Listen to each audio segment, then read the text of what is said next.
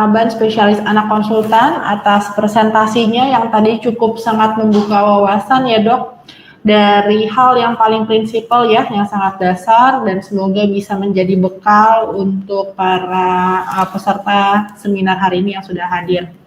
Mungkin nanti di akhir sesi akan ada polling ya, Dokter Risma ya, berarti ya. Ada sesi kuis setelah Dokter Adi presentasi baru kita bersama-sama mengikuti polling. Ya, berarti nanti mungkin sekali lagi kepada para peserta mungkin bisa benar-benar disimak dengan sangat baik karena nanti akan ada kuis ya untuk simposium kita hari ini. Terima kasih Dokter Risma. Kita langsung saja menuju ke materi yang kedua yang akan dibawakan oleh Dr. Raden Adi Teguh Permai Iskandar, spesialis anak konsultan. Akan ditampilkan CV beliau sebelum beliau memulai presentasinya. Sekali lagi beliau saat ini masih aktif sebagai staf pengajar di Fakultas Kedokteran Universitas Indonesia dan staf medis di Divisi Perinatologi Departemen Ilmu Kesehatan Anak RSCM. Oke, mohon ditampilkan CV beliau. Saya jangan ini dulu ya.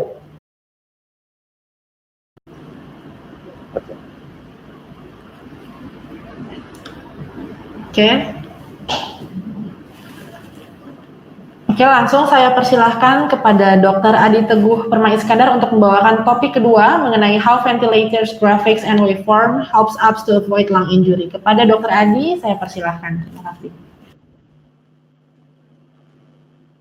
Terima kasih.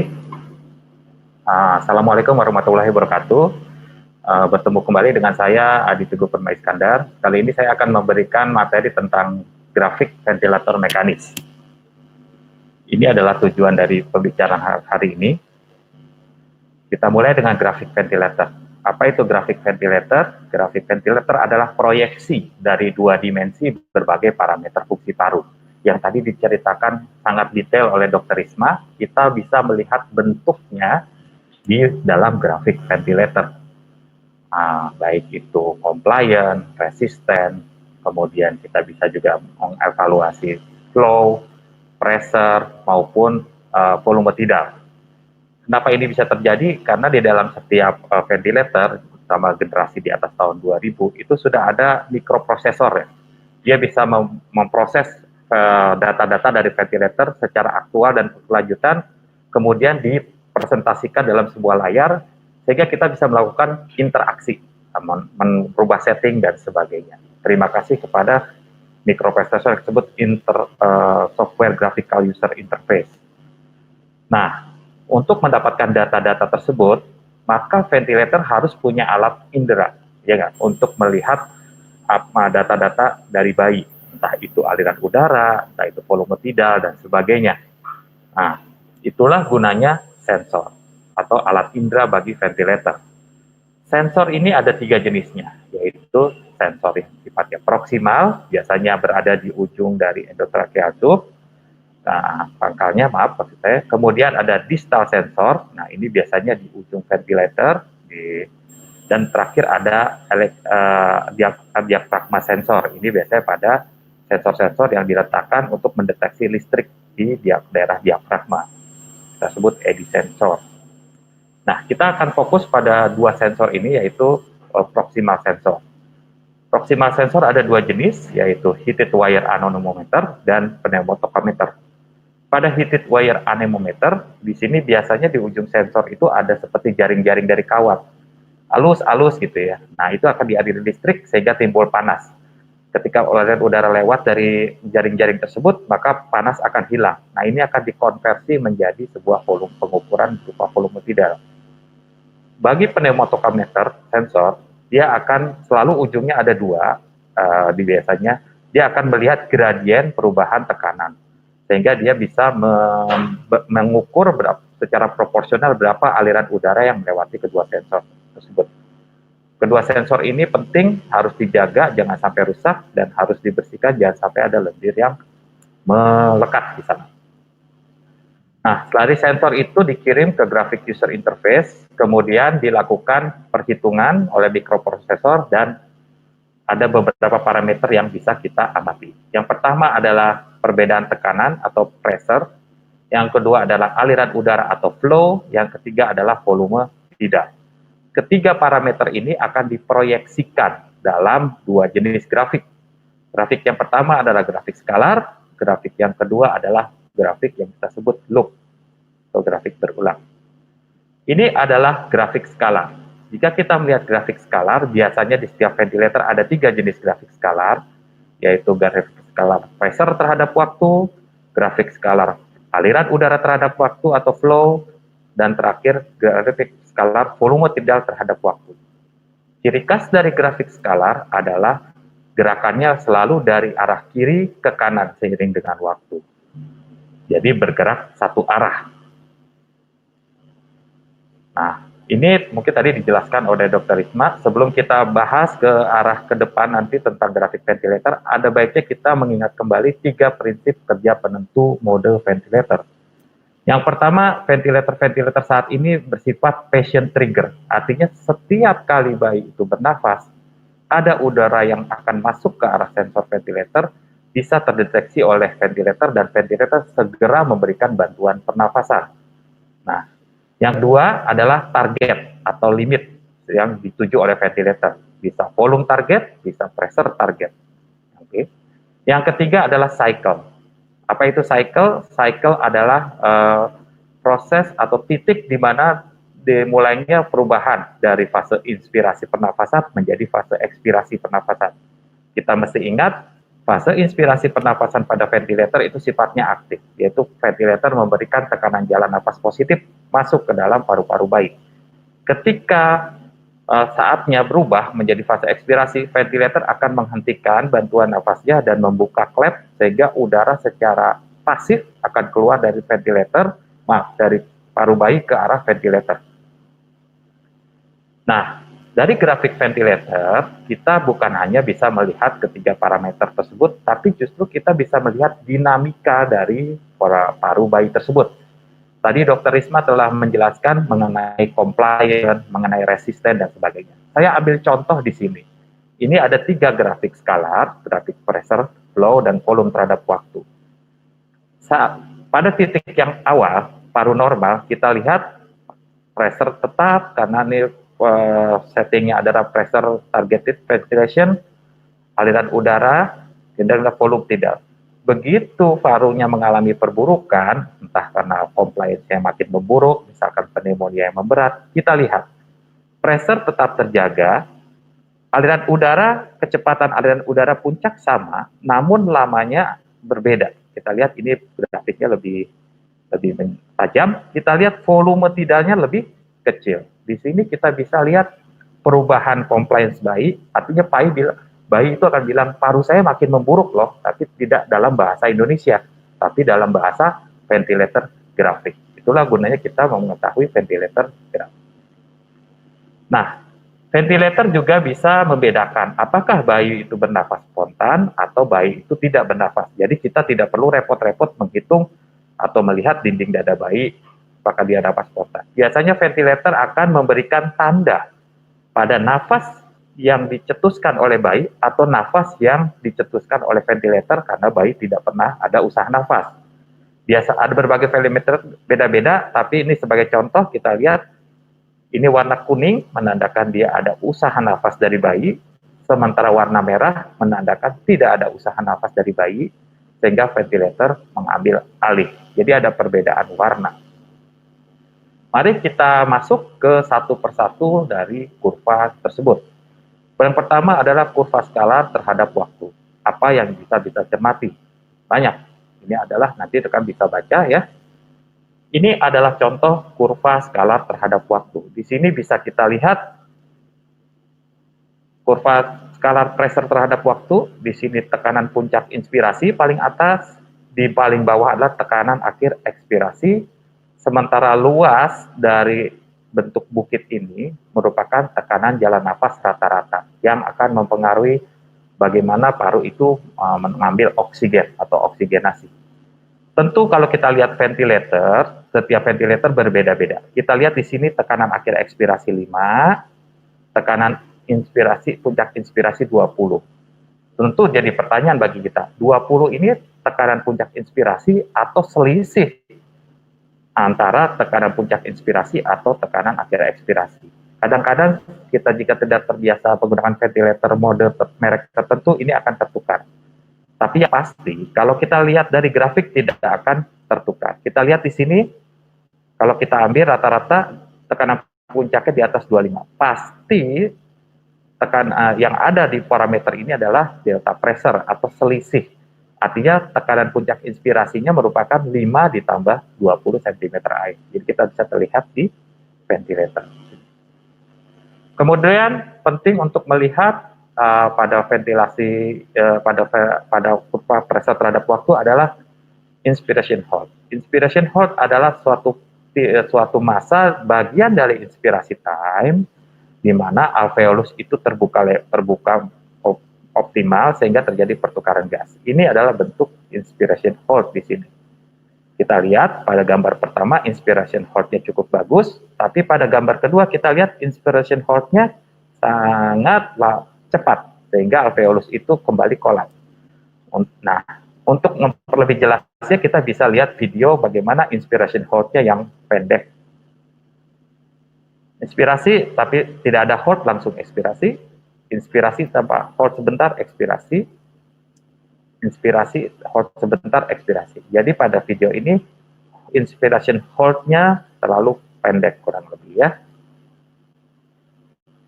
Nah, selanjutnya dari kurva pressure terhadap waktu kita juga bisa lihat rise time. Sebentar, apa itu rise time? Kita lihat grafik di gambar di sini. Di sini didapati suatu kondisi, ini adalah sirkuit dari ventilator, ini adalah sensor, ini adalah bronkus. Yang hijau atau panah ini diibaratkan aliran udara masuk. Kita lihat kecepatan udaranya 15 liter per menit. Aliran udaranya sangat cepat. Itu aliran udara yang cepat akan menyebabkan paru itu mengembang lebih cepat. Target akan tercapai lebih cepat. Nah, inilah dampaknya. Maka di sini kita lihat target tercapai bahkan kadang-kadang berlebihan sehingga terdapat seperti gambaran spike di sini. Sebaliknya, kalau aliran terlalu lambat, misalkan flow 5 liter per menit di sini, sepertiga lambat, maka aliran udara masuk akan lambat, sehingga target ventilator dalam hal ini pressure akan tercapai lebih lambat. Akibatnya tentu inspiration hold di sini lebih singkat dibandingkan inspiration hold pada rise time yang singkat. Jadi, kita harus membuat rise time itu cukup. Artinya tidak ada spike, tapi inspiration hold-nya optimal. Jadi sekali lagi saya ingatkan, rise time adalah bagian dari inspiration time, waktu dari inspiration time, di mana digunakan untuk mencapai target. Sisanya adalah hold. Sisanya adalah alveolus akan tetap terbuka sampai waktu ekspirasi tiba. Jadi rise time tambah inspiration hold boleh dikatakan adalah waktu inspirasi. Kemudian dari grafik scalar flow time, apa yang kita cermati? Saya sangat suka terhadap grafik scalar flow time ini, karena banyak hal yang bisa kita pelajari dari grafik ini. Yang pertama, ada baiknya kita lihat dulu bentuk grafik ini. Grafik ini sumbu Y ini merupakan aliran udara, baik yang ke atas positif artinya menuju paru-paru, baik yang ke bawah negatif artinya meninggalkan paru-paru. Jika kita lihat udara akan masuk fase inspirasi, nah, sampai sini akhirnya udara itu makin cepat sampai suatu tidak bisa mempercepat lagi, akhirnya makin lambat. Kita lihat di titik ini udara masih masuk ke dalam paru, namun kecepatannya saja yang makin berkurang sampai akhirnya tidak ada udara lagi yang masuk paru, justru dilanjutkan dengan udara yang arahnya keluar dari paru menuju gas outlet pembuangan. Jadi ini adalah udara menuju paru, ini adalah udara keluar dari paru. Boleh dikatakan ini adalah inspirasi, yang fase ini adalah fase ekspirasi. Katakan ini adalah sumbu X-nya adalah waktu, sehingga ini dikatakan waktu inspirasi, yang ini dikatakan waktu ekspirasi. Puncak dari aliran flow ini adalah kecepatan puncak inspirasi, ini adalah kecepatan puncak ekspirasi. Ingatkan kembali, inspirasi adalah fase aktif, jadi tergantung dari aliran ventilator, sementara ekspirasi adalah fase yang sifatnya pasif, artinya bergantung pada daya recoil paru dan resistensi paru. Waktu inspirasi akan membantu kita untuk menerjemahkan apa yang Dr. Risma tadi ceritakan mengenai time constant yang ideal.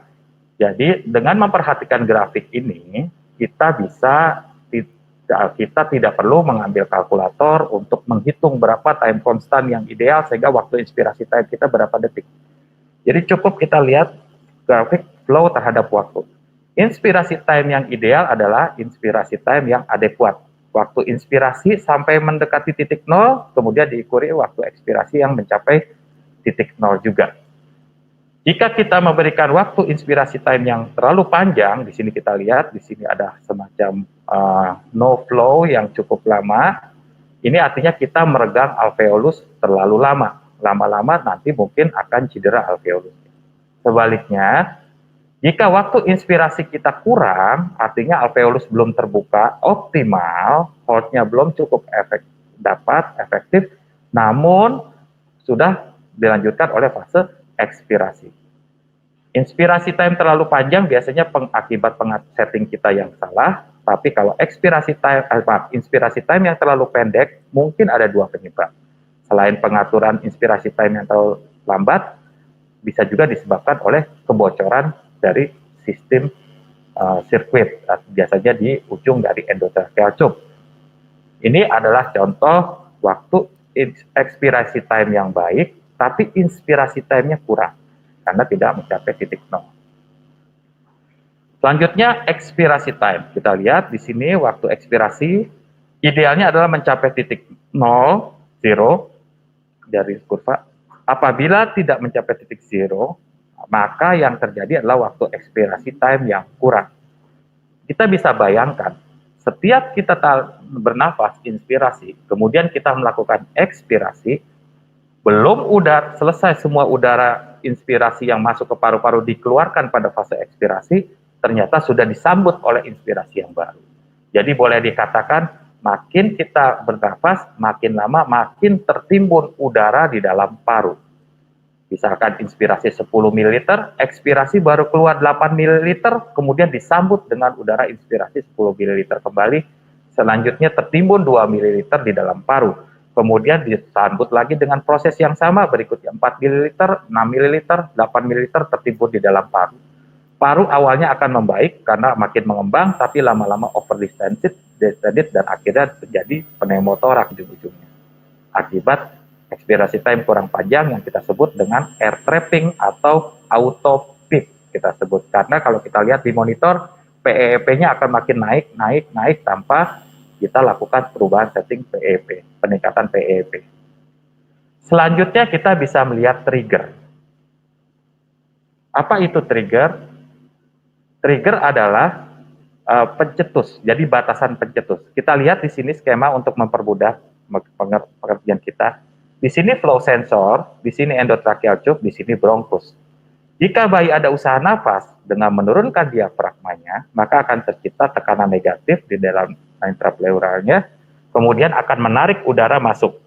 Nah, kita set trigger tersebut. Apabila kita set 0,5, maka setiap ada udara masuk 0,5 akibat usaha nafas bayi, maka kita memberitahu ventilator bahwa itu usaha nafas bayi, sehingga segera bantu. Sebaliknya apabila kita buat lebih turunkan dari ini 0,1, ventilator akan sangat sensitif. Apabila kita naikkan triggernya menjadi taruhlah 5 liter per menit, maka ventilator menjadi tidak sensitif dengan usaha nafas bayi. Ini adalah contoh di mana kita meletakkan trigger yang terlalu besar. Kita lihat triggernya 2 liter per menit. Sementara bayi prematur mungkin usaha untuk bernafas itu triggernya sekitar 0,1 sampai 0,5 liter per menit. Sehingga kita lihat di sini, walaupun ada usaha napas bayi, tapi tidak dibantu oleh ventilator. Sehingga ini disebut work of breathing. Kita lihat contohnya klinisnya mungkin seperti ini. Jadi ada usaha, kita lihat bayi masih ada usaha nafas. Nah, ini adalah kondisi apne. Tadi sudah kita bahas sama-sama, apne di mana tidak ada usaha nafas dari bayi. Apabila tidak ada usaha nafas dari bayi terdeteksi sama sekali, maka ventilator akan memberikan frekuensi pernapasan sesuai dengan backup rate. Jadi di sini ada RR di sini merupakan backup rate. Backup rate artinya kalau bayi tidak ada usaha nafas spontan, maka dialah yang akan mengambil alih. Jika backup rate 60, artinya tiap 1 detik sekali jika bayi tidak bernafas, maka diberikan bantuan. Jika backup rate-nya 30, artinya tiap 2 detik sekali kalau tidak terdeteksi bayi bernafas, maka segera diberikan bantuan pernapasan oleh ventilator. Berikutnya kita bisa juga lihat flow cycle. Apa itu flow cycle? Kembali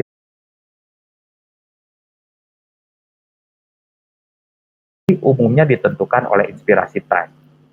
Apabila inspirasi time ini habis, nah, inspirasi time misalkan di sini, inspirasi time-nya setengah detik, 0,5 detik ini terlewati, maka dianggap kita harus berubah menjadi siklus yang ekspirasi selanjutnya. Namun demikian, ada mode ventilator yang disebut pressure support ventilation, di mana cycle ini tidak ditentukan oleh inspirasi time yang kita set, tapi ditentukan oleh bayi sendiri. Bagaimana caranya? Kita lihat di skematik gambar ini. Di skematik gambar ini, ketika udara yang merah ini masuk, fase inspirasi, misalkan taruhlah inspirasi yang kita set 0,5 detik, sampai dengan 0,36 detik, belum ada selesai bayi inspirasi time yang kita berikan habis, ternyata bayi sudah ada usaha ekspirasi, diafragmanya sudah mendorong ke atas, ada udara mau keluar, sehingga faktor gabungan akibat dari kecepatan aliran udara masuk akan berkurang kecepatannya karena ada kecepatan aliran udara keluar. Sehingga di sini kita bisa lihat ini kecepatan udara masuk maksimal, ini adalah kecepatan udara yang makin berkurang sampai pada titik cycle, yaitu 20%. Tergantung, jika kita set flow cycle 20%, maka sekitar 20% dari 10, sekitar 2 liter per menit, maka ventilator akan menghentikan bantuan pernafasannya walaupun inspirasi time-nya belum selesai, karena ventilator menduga bayi ini akan ekspirasi. Sehingga bayi ini tidak bernafas lebih nyaman. Ketika dia mau buang nafas, ya ventilator berhenti berikan nafasnya. Ketika dia belum pengen inspirasi, ventilator akan terus memberikan bantuannya. Flow cycle ini biasanya kita gunakan pada fase-fase weaning ketika bayi itu sudah masuk dalam fase pemulihan. Berikutnya kita bisa lihat kebocoran. Apa itu kebocoran? Kembali lihat ke skematik sebelah gambar saya. Ini adalah sirkuit, ini sensor. Ketika aliran udara merah masuk ke paru-paru, ternyata kita tidak pernah pada bayi menggunakan endotracheal tube yang ada cuff-nya, karena akan menyebabkan nekrotik dari bronkus. Sehingga tidak ada cuff-nya menyebabkan sebagian udara bisa bocor keluar. Nah, kebocoran ini bisa dideteksi dari salah satunya dari gambar yang inspirasi time-nya tidak mencapai titik 0, walaupun kita perpanjang inspirasi time secara manual, dia tidak akan kembali mencapai titik 0. Akibat kebocoran yang tidak terkompensasi itu kebocoran yang sangat besar, seringkali menyebabkan bayi jatuh ke dalam kondisi kombinasi antara auto-triggering dan auto-cycling. Apa itu auto-triggering? Auto-triggering adalah ventilator salah mempersepsi bahwa bayinya ada usaha nafas sehingga memberikan bantuan pernafasan. Sementara auto-cycling adalah ventilator salah memprediksi bahwa bayinya itu sedang buang nafas. Padahal itu semua disebabkan oleh kebocoran sirkuit. Jadi kebocoran atau leak adalah musuh utama saat kita menggunakan ventilator mekanik. Ini adalah bentuk dari auto-triggering plus auto-cycling berupa gambaran biji gergaji. Kita lihat volume tidak, nanti kita bahas di slide berikutnya untuk volume tidak. Selanjutnya, bagaimana jika ada obstruksi dari jalan nafas? Obstruksi itu bisa di jalan nafas kecil, bisa di jalan nafas besar atau utama. Jika terjadi di jalan nafas besar utama, bayi itu tidak perlu memberitahukan kepada kita, oh saya ini sedang tercekik nih, choking nih, tidak perlu. Kita cukup lihat dari kurva flow. Di sini tadinya udara masuk, udara keluar, tiba-tiba menjadi tidak ada udara keluar masuk sama sekali. Ini menandakan ada obstruksi di tingkat saluran napas utama, no flow, kita sebut tracheal atau airway obstruksi. Ini sering kita terjadi pada saat kita memberikan surfaktan atau ada clotting di dalam saluran napas utama di trakea, ujung-ujung endotracheal tube dan sebagainya. Selanjutnya, bagaimana jika obstruksi atau resistensi saluran napas itu meningkat di pembuluh saluran napas yang lebih kecil,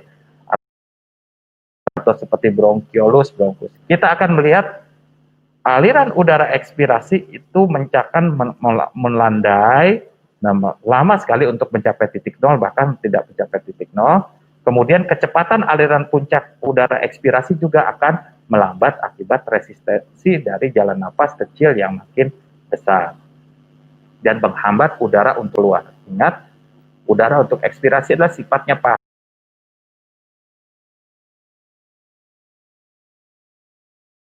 meningkatkan flow-nya. Jadi aliran udaranya akan kecepatannya akan melambat.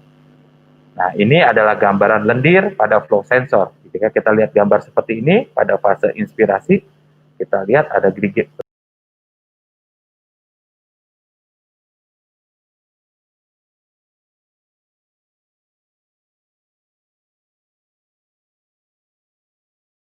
apa yang bisa kita lihat dari kurva skalar ini. Ini adalah bentuk-bentuk kurva kita volume terhadap waktu.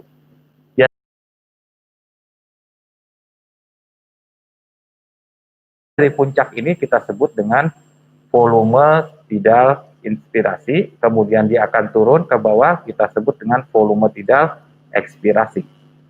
Volume tidal inspirasi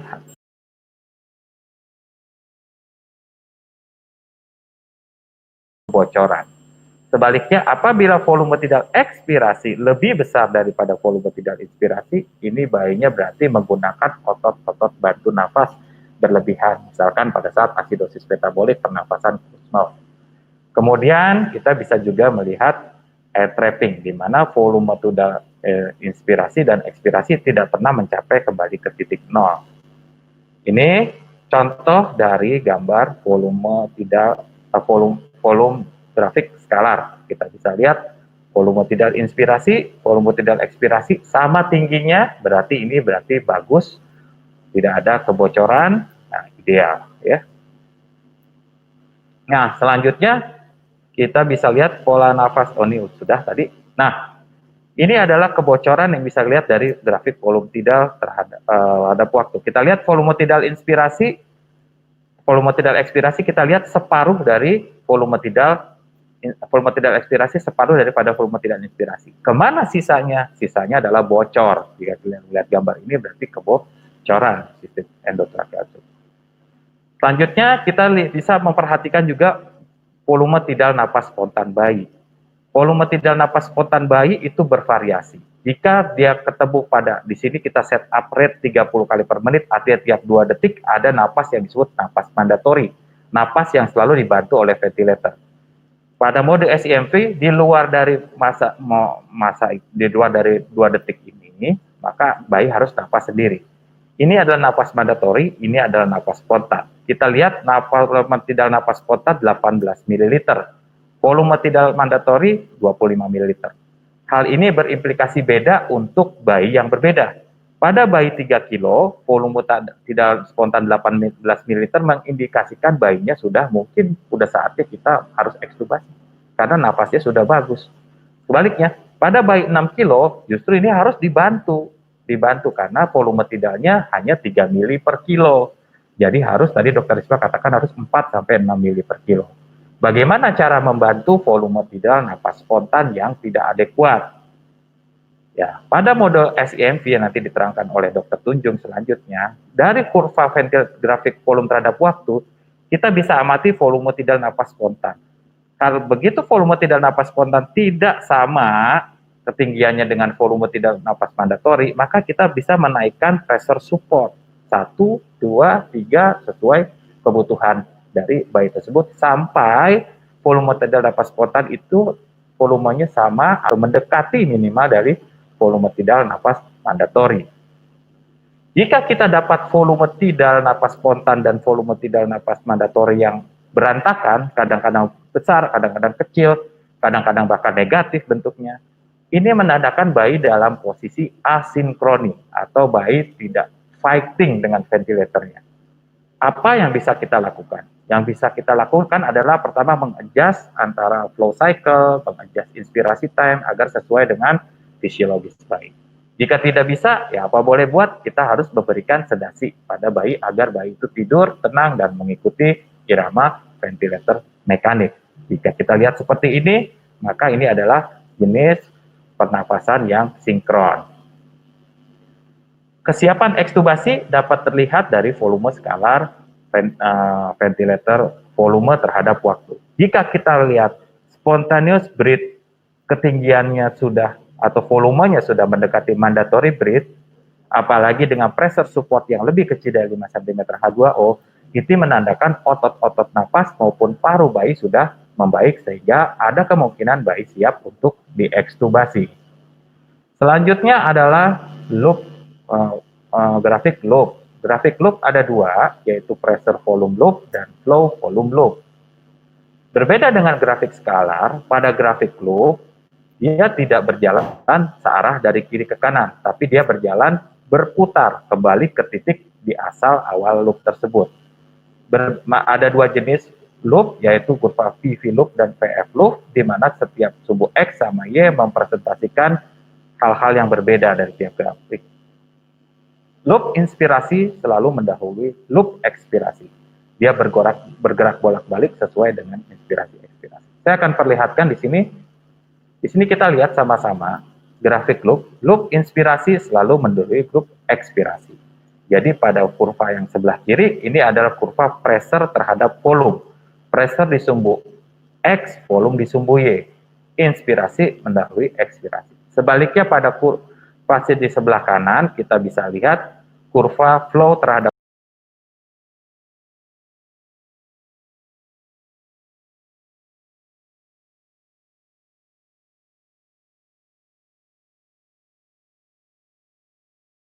PV loop.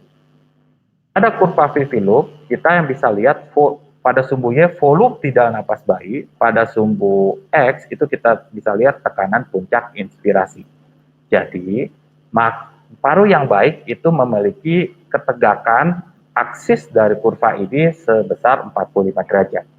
Makin kurva ini tidur ke bawah, tentu dia menandakan bayi makin dalam kondisi parunya yang compliance-nya makin kaku. Artinya dibutuhkan pressure lebih besar untuk mendapatkan volume yang justru lebih kecil.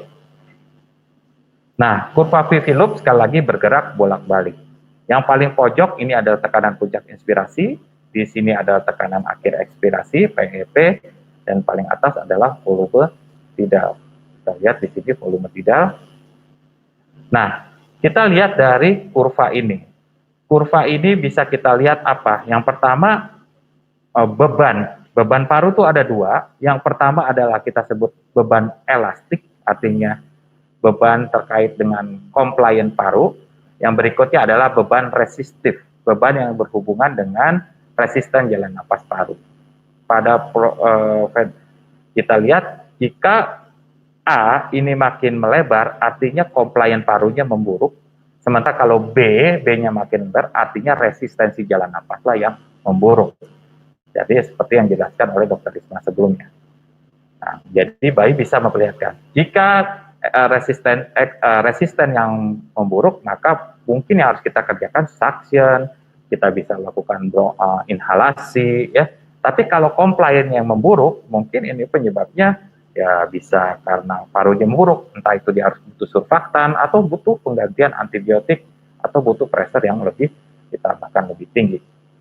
Jika kita melihat kurva PV loop seperti ini tidak kembali ke nol di sumbu Y, artinya ada kebocoran. Artinya volume udara inspirasi masuk, volume tidak ekspirasi keluar, itu ternyata volume tidak ekspirasi lebih sedikit daripada volume tidak inspirasi. Berarti ada kebocoran di sana.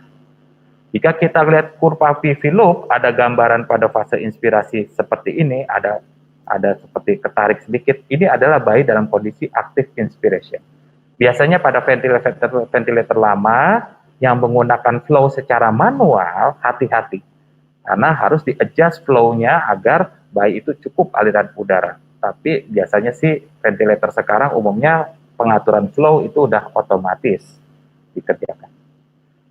Bagaimana dengan volume target ventilation? Besok akan dijelaskan oleh Dr. Risma. Pada volume target ventilation, kita tidak bisa melihat perburukan pasien dalam bentuk kurva yang makin tidur. Kurva ini akan tetap tingginya sama, namun kecenderungan miringnya makin jauh, artinya makin menjauhi sumbu Y. Ini kita bisa lihat kalau yang kuning, ini yang kuning, compliance parunya membaik, yang merah muda, compliance parunya memburuk, tapi kita lihat volume tidal akan dijaga selalu sama, tapi pressure yang dibutuhkan itu makin meningkat. Berbeda jika kita tidak menggunakan volume target, tapi kita menggunakan pressure target. Pada pressure target, pressure-nya akan dijaga sama, tapi volumenya yang akan berbeda-beda. Pada perburukan paru, nanti terlihat bahwa ujung dari kurva ini makin lama makin mendekati sumbu X pada pressure target. Nah, kita juga bisa melihat overdistensi, suatu kondisi di mana paru mengembang secara berlian-lian. Dari mana? Dari gambaran paruh burung pada kurva prefilum. Jika didapati gambar paruh burung seperti ini, artinya paruh terdistensi sangat besar, sehingga kita harus menurunkan tekanan jalan napas rata-rata. Boleh menurunkan PEP, boleh menurunkan PIP, ya, sampai paruh kembali normal. Terakhir adalah kurva loop flow terhadap waktu. Pada kurva loop terhadap flow pada waktu, sumbu Y adalah aliran udara, sumbu X adalah volume tidal. Kita bisa lihat kecepatan puncak udara masuk di atas, pada saat sensitisasi kita bisa lihat kecepatan ekspirasi puncak pada saat di bawah posisi di sini. Jika kita dapati gambaran seperti ini, di mana aliran udara, volume udara tidak mencapai kembali ke nol, ini artinya ada kebocoran dari sirkuit. Sebaliknya, jika kita lihat gambaran seperti ini, sumbu sumbu Y-nya tidak mencapai ke titik nol, tidak kembali ke baseline, di sini ada air trapping, artinya ada volume yang belum selesai, udara dikeluarkan, dia tertimbun, air trapping. Dan di sini, kalau kita lihat kecepatan aliran udara puncak ekspirasi menurun, dan ada gambaran scoop out, berarti di sini ada resistensi jalan napas yang meningkat. Kalau ada gambar ini berarti ada lendir, akan ada wiggle-nya, terutama lendir akan sangat terlihat di kurva fase ekspirasi. Sebagai kesimpulan, grafik ventilator merupakan bahasa interaktif antara ventilator dan bayi. Dari grafik ventilator kita dapat melakukan penyesuaian setting ventilator agar bayi memperoleh luaran yang terbaik. Dengan memperhatikan grafik ventilator, kita dapat membuat napas bayi sesuai dengan ventilator. Terima kasih. Assalamualaikum warahmatullahi wabarakatuh.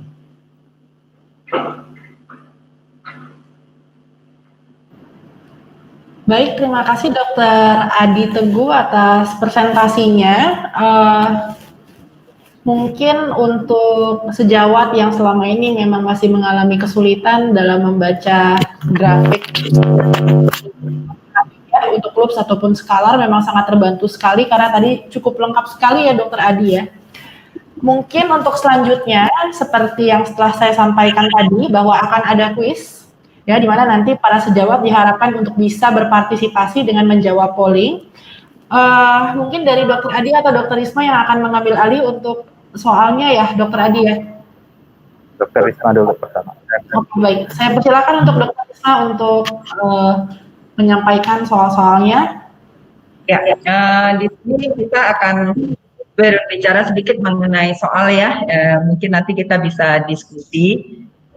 Soalnya itu sebenarnya ada 3 ya, mungkin soal pertama ini lebih ke arah kita ingin mengetahui sebenarnya peserta kita ini banyak enggak yang bekerja atau terlibat di NICU ya, ataupun memang pernah menangani pasien dengan ventilator ya. Nah, saya rasa udah kita mulai kuis yang pertama ya. Kita mungkin bisa menjawab ya, jawabannya apa gitu.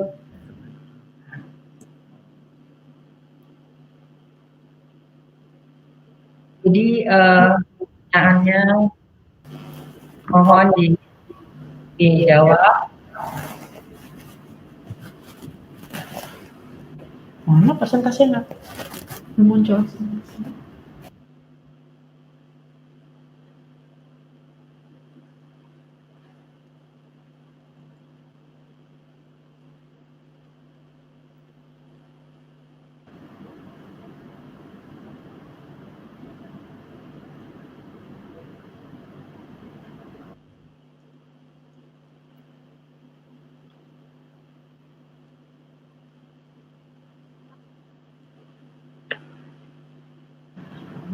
Oke, sambil menunggu layarnya ditampilkan, mungkin saya mengundang kembali kepada para partisipan, para peserta untuk memberikan pertanyaan jika ada untuk terkait materi Dr. Risma dan maupun Dr. Adi ya, untuk materi pertama dan materi kedua yang ingin ditanyakan kepada para narasumber kita hari ini. Silahkan bisa dilakukan pertanyaan sekali lagi, melampirkan pertanyaannya melalui kolom chat dalam mode Q&A.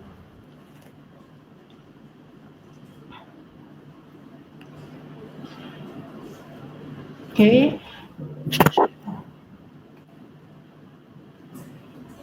Dan sambil menunggu, saya juga ingin menyampaikan bahwa Mechanical Ventilator Symposium Series ini sebenarnya adalah yang kali pertama. Nanti kita akan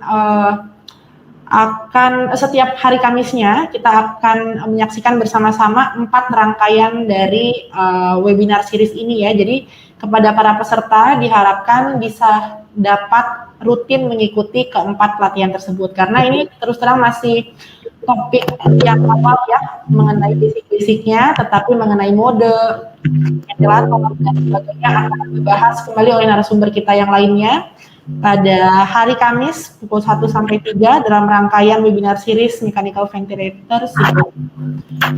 Apakah sudah bisa ditampilkan, Dok? Ya, saya sudah melihat hasil pollingnya. Saya cukup senang ya. Kenapa? Karena hampir 90% pesertanya itu sudah pernah berinteraksi dengan ventilator ya, dengan bantuan nafas. Memang yang rutin mengerjakannya itu hanya 17%, tapi yang kadang-kadang 39% ya, banyak juga itu. Walaupun kadang-kadang paling dekat dia sering ya, udah berkecimpung di ruangan yang bayi yang membutuhkan ventilator.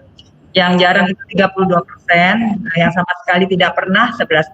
Ya, jadi mungkin saya rasa pelatihan ini sangat berguna ya, dari 1.800 yang ikut hampir 90% sudah berkecimpung di ventilator. Saya rasa ini yang pertama ya. Yang kedua adalah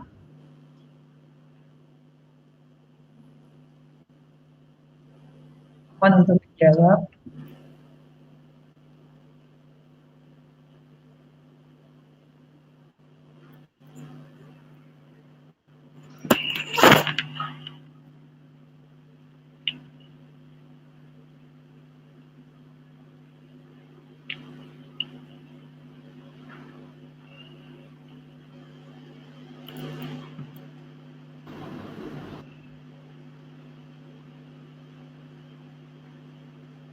Sepertinya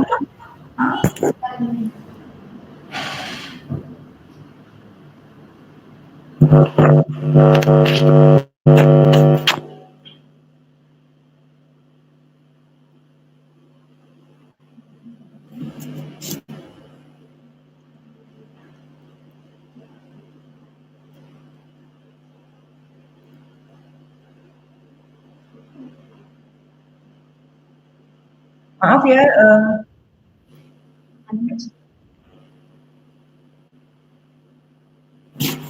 oke, maaf ya, ini adalah soalnya ya.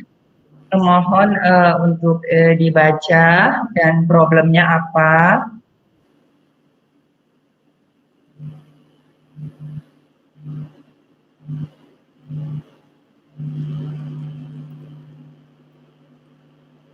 ya, mungkin baru terlihat ya, Dok. Tadi belum tertampilkan. Sekarang sudah terlihat.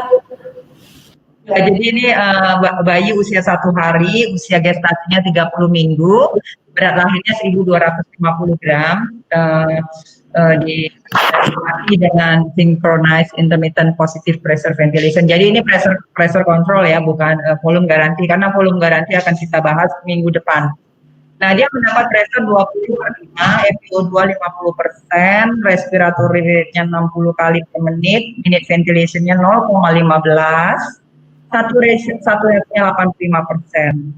AGD-nya, pH-nya 7,2, PO2-nya 30, PCO2-nya 70, dan HCO3-nya 25, base Airus -5. Problemnya kita boleh pilih apakah salah satu dari jawaban yang 4 ini.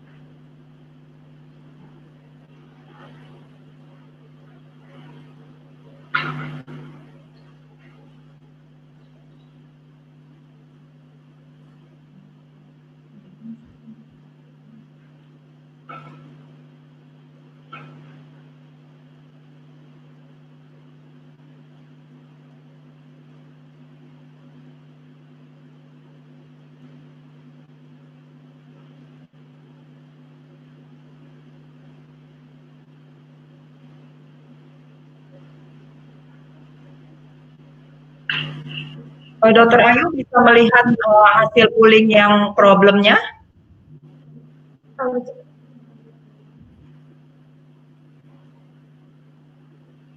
Dokter Ayu? Ya, Dokter Risma. Pooling yang untuk problem sudah dijawab apa belum ya? Ya, sudah. Dari peserta sudah ada feedback-nya.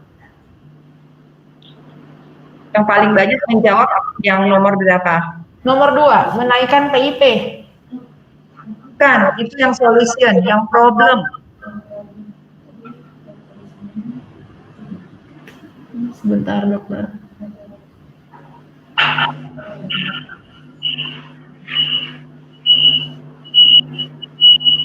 Oke, langsung aja ya. Memang tadi saya sudah melihat bahwa jawabannya masih berlanjut ya.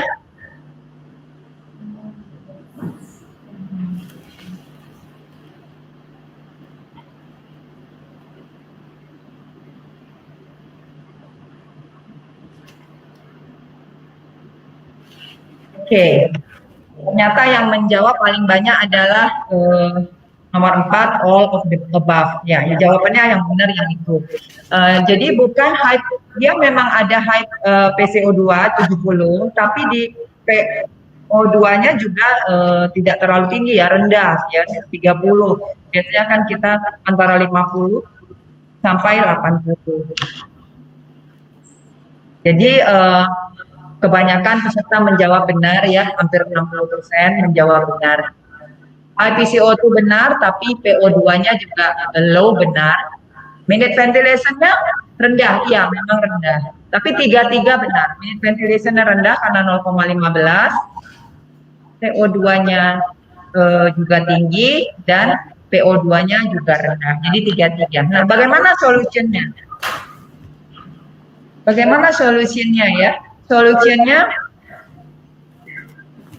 yang banyak menjawab adalah tingginya PIP ya, tingginya PIP itu hampir sekitar 60.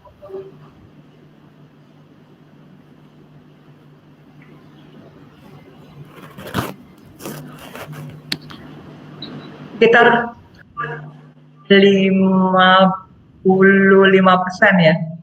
Belum selesai.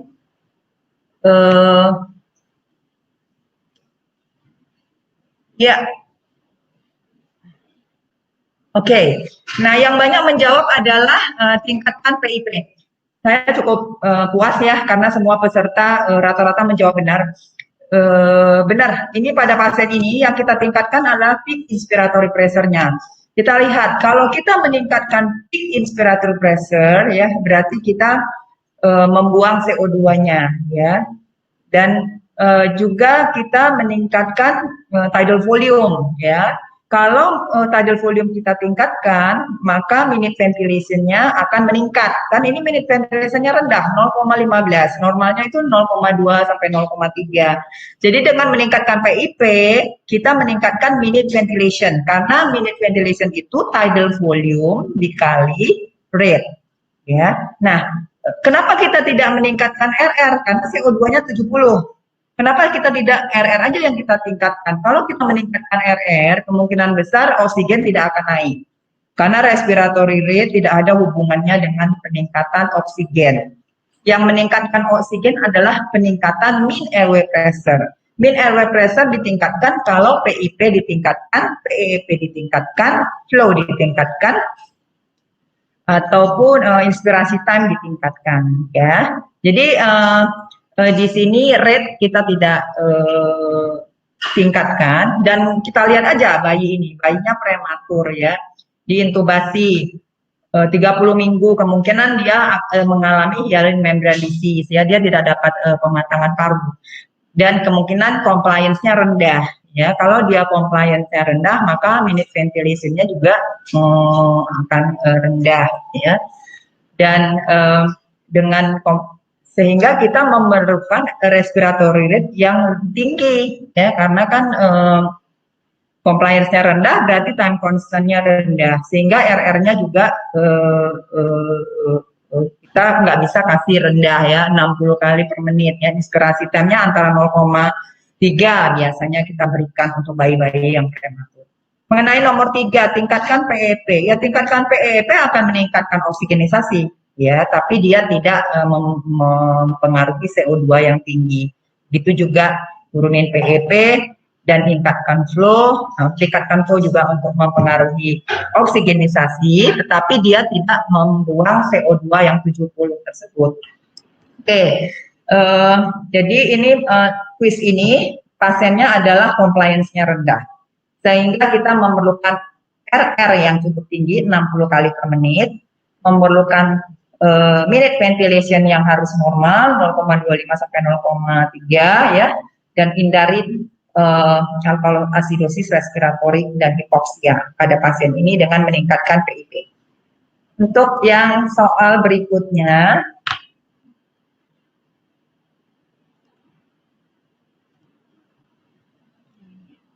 nah ini adalah bayi usia 3 hari, 26 minggu, berat lahirnya 700 gram, diventilasi, pressure-nya 20/5, FiO2-nya 35, RR-nya 40 kali per menit, minute ventilation-nya 0,15, saturasinya 90. Analisis gas darahnya, pH-nya 7,1, PO2-nya 50, CO2-nya 75, base excess-nya -5 ya. Masalahnya apa pada bayi ini? Mohon dijawab ya, problemnya apa?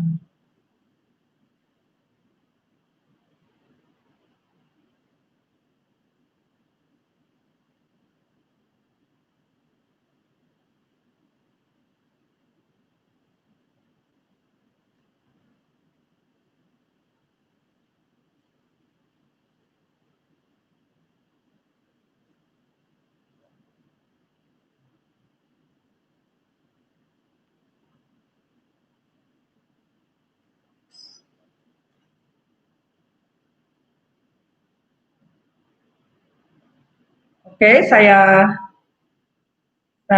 tutup poolnya ya.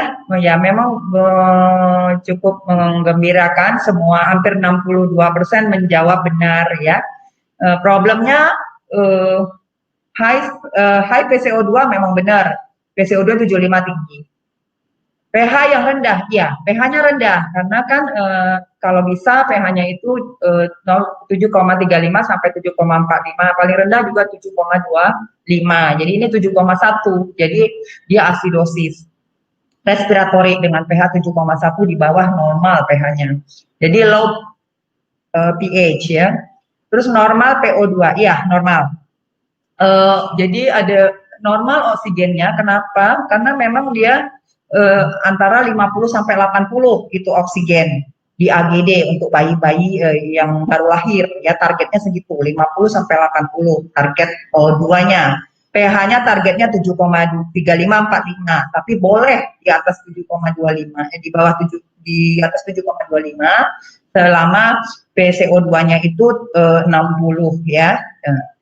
Dan normal PO2, ya PO2-nya normal 50. Jadi jawabannya adalah semua yang di atas benar ya. Jadi ada 60 peserta menjawab benar ya untuk kuis ini. Coba bagaimana solusinya? Mohon menjawab untuk solusinya.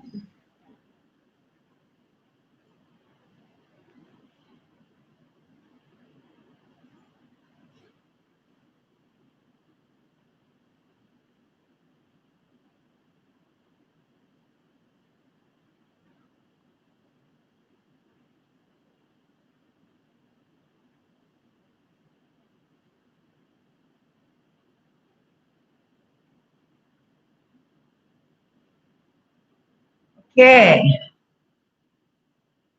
jawabannya juga menggembirakan ya, 65% menjawab peningkatan RR ya solusinya. Jadi pasien ini tidak mungkin kita berikan FiO2 ya, kita tingkatkan karena PO2-nya normal ya. Bagaimana dengan respiratory rate? Kita ingat tadi yang saya jelaskan, bayi ini bayi prematur ya, 26 minggu, berat 700. Ya, kemungkinan yang masalah apa? Kemungkinan yang masalah adalah compliance-nya. Kalau compliance-nya rendah, berarti time constant-nya rendah. Kalau time constant-nya rendah, berarti inspirasi time-nya juga rendah ya. Biasanya kita kasih 0,3. Nah, rate-nya kalau inspirasi time-nya rendah, berarti rate-nya harus tinggi ya. Jadi pasien ini kita berikan rate dengan 40 kali per menit. Ya, jadi kita boleh meningkatkan menjadi 60 kali per menit berhubung karena PCO2-nya itu tinggi, 75. Kita ingin membuang nih PCO2-nya 75. Dengan meningkatkan rate menjadi 60 kali per menit. Ya, kita ketahui bahwa biasanya pasien neonatus kita ya, prematur dan segalanya itu biasanya kita memberikan rate itu antara 50 sampai 60 ya, untuk supaya inspirasi time dan ekspirasi time-nya itu tepat ya lamanya. Nah, kenapa minute ventilation-nya pada pasien ini memang rendah ya, memang agak sedikit rendah. Nah,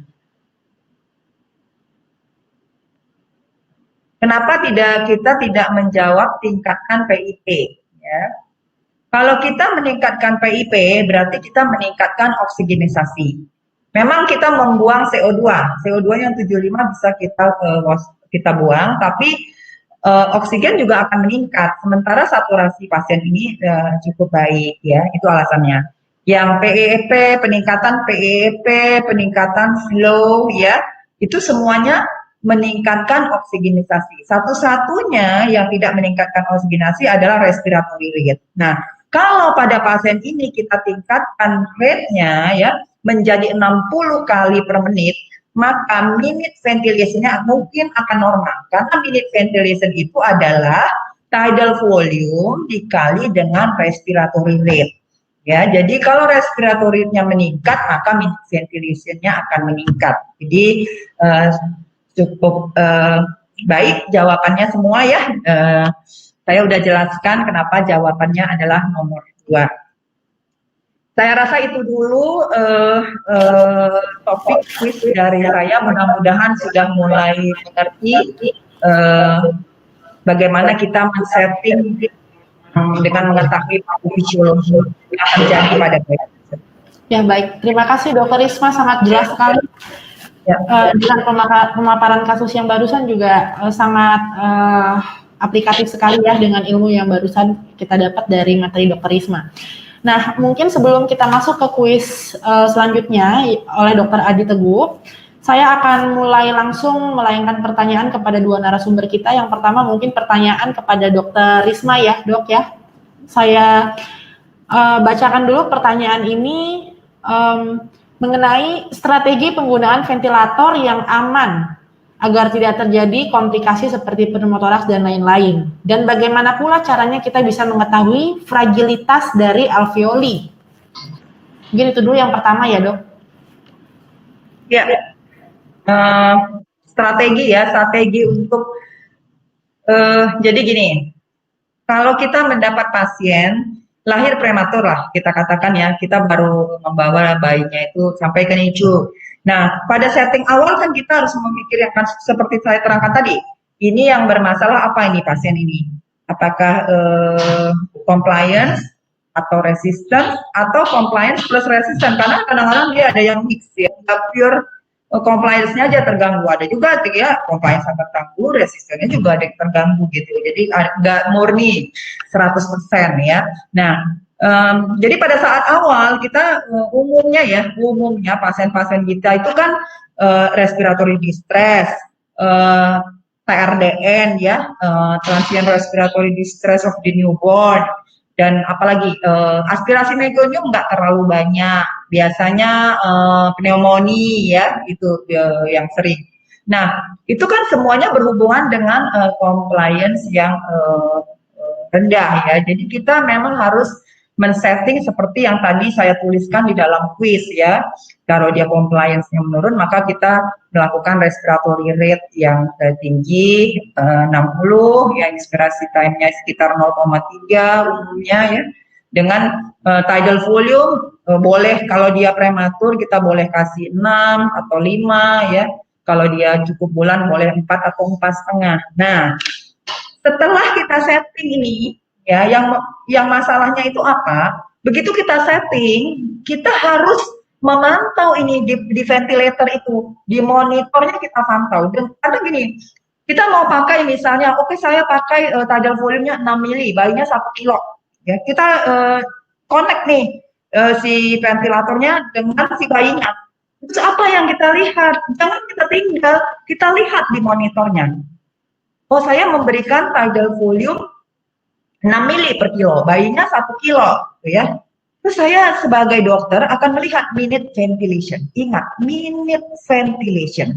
Jadi kalau minute ventilationnya di monitornya itu benar dalam range normal, percaya saya itu ventilasinya sudah optimal, ya.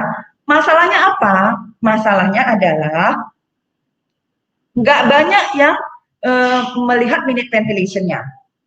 Ya, jadi begitu kita connect, kita lihat minute ventilation-nya tinggi sekali, ya, berarti tidal volume kita mungkin ketinggian, ya. Atau bayinya takipno ya, takipno. Bayi prematur itu pada usia 1 sampai 2 hari itu takipnya itu nggak bisa diprediksi. Tiba-tiba 80, 90 dan kita nggak tahu, semuanya bagus, suhu oke, dia nggak kesakitan, dia nggak ada hipoglikemi ya, tapi dia takipno. Nah itu 20% bayi prematur itu hari pertama itu mengalami takipno ya tanpa kita ketahui penyebabnya apa. Dan itulah yang membuat kadang-kadang CO2-nya itu wash out ya pada bayi-bayi prematur itu. Hampir 20% itu terjadi wash out itu. Nah, jadi kita jangan memperberat wash out yang sudah terjadi kadang-kadang 20% pada bayi-bayi prematur. Enggak seluruh bayi prematur ya, hanya 20% aja. Jadi artinya begitu kita lihat begitu kita connect minute ventilation-nya tinggi, kita harus turunkan tidal volume-nya. Atau kita buat bayinya tenang kalau respiratory rate-nya itu agak tinggi. Apapun usaha kita lakukan untuk menurunkan minute ventilation-nya ya. Kalau misalnya minute ventilation-nya itu rendah, berarti tidal volume yang kita berikan itu kurang Jadi kita memang harus meningkatkan tidal volume-nya. Kalau tidal volume-nya tinggi ya kemungkinan bayi ini kan hyaline membrane disease, jadi kita harus memberikan surfaktan supaya tidal volume-nya itu tidak tinggi terus-menerus ya. Jadi dia berada dalam range yang kita inginkan. Kalau kan nanti bisa tidal volume-nya mintanya 9 sampai 8, 9 karena memang parunya nggak kita buka dengan surfaktan. Nah itu bisa mengakibatkan surfaktan nggak ada, surfaktan nggak diberikan karena dia mahal.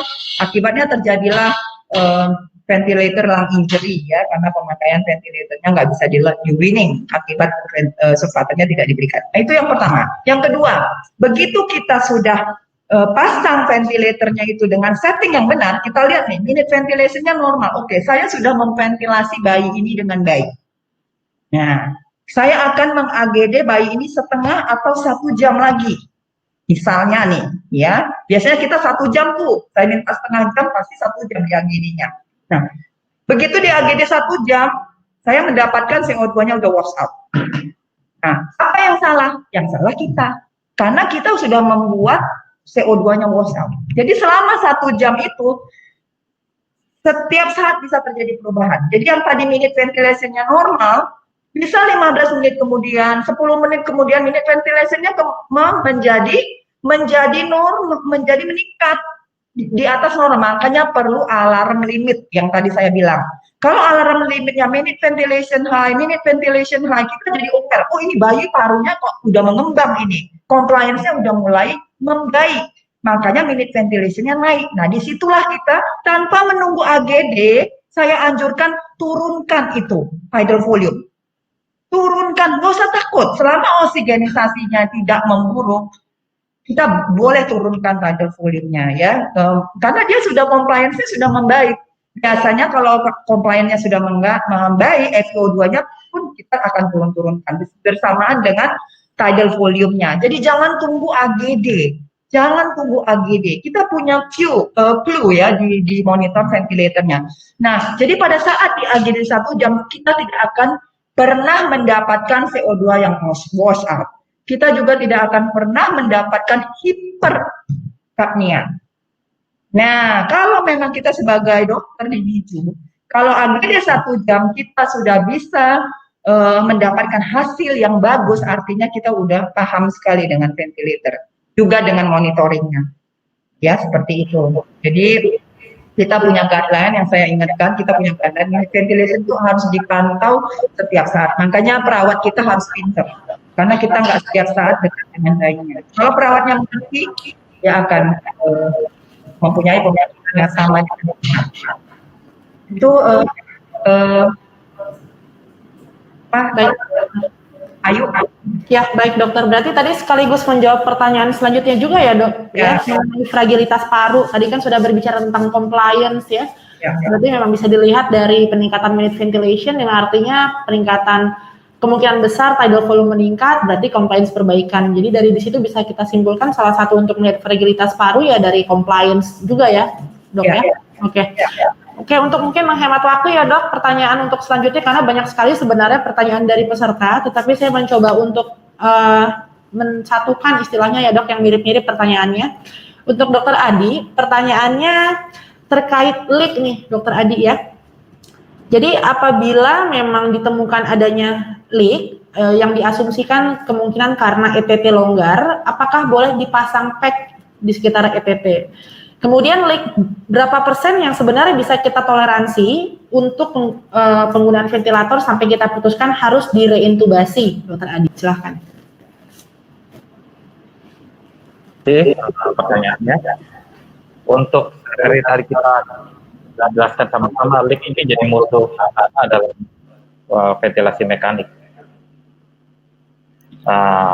Berapa persen? Pertama berapa persen dulu leak? Tiap ventilator beda-beda, ada yang bisa mengkompensasi 20%, ada yang bisa mengkompensasi 50%. Tapi kalau menurut pendapat saya, jangan pernah mengandalkan kompensasi dari ventilator.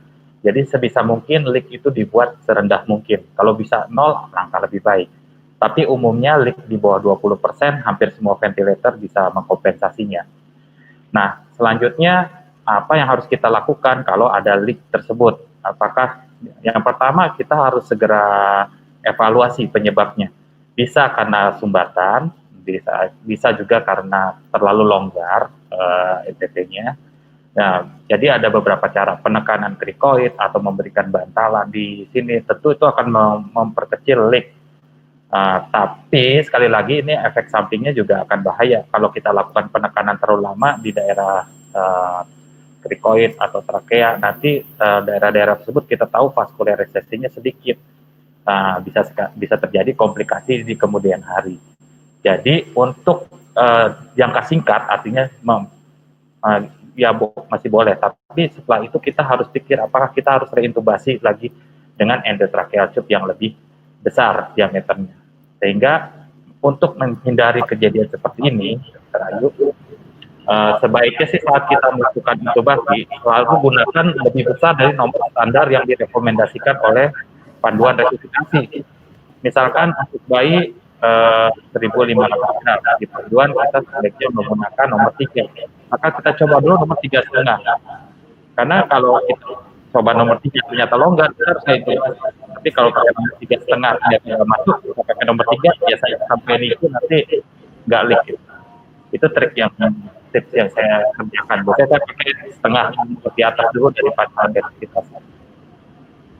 Oke, baik Dokter Adi, terima kasih. Jadi mungkin ya salah satu praktik klinis yang bisa kita aplikasikan adalah pada saat diintubasi harus menyiapkan ukuran ETT ya. Jadi ETT satu nomor di atas, satu nomor yang direkomendasikan, dan tetap satu nomor yang di bawah ya, sehingga tidak terjadi leak yang tidak kita harapkan. Begitu juga dengan leak, tergantung dari ventilatornya bisa mengkompensasi berapa persen. Mungkin untuk pertanyaan terakhir saja Dokter Adi, karena waktu kita juga sangat sempit, karena setelah ini Dokter Adi juga akan memaparkan contoh kasus ya. Jadi mengenai setting trigger, tadi ada yang tertarik sekali untuk bertanya tentang hal ini. Jadi bagaimana settingannya Dokter Adi? Apakah